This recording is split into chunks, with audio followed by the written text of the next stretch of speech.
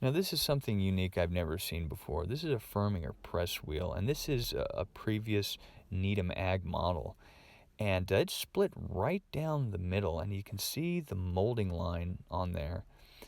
And it just split that and got compacted so hard with dirt that this is ruined.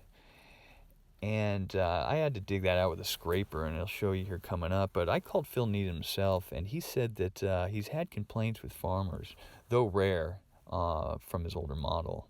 And he did, of course, upgrade to the newer V8, so we can't hold that against him.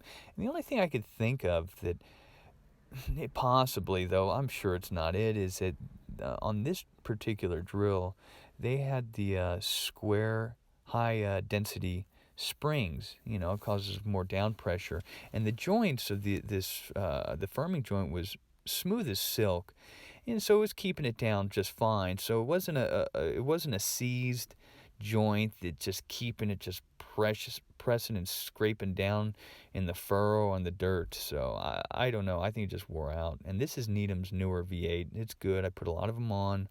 Though they're new, I haven't had any complaints yet. And though I thought that was unique, I did see probably another half dozen with this split, though the previous video, that was the most significant one. And not only that, there were chunks. There were probably another half dozen with chunks out of them, as you can see here.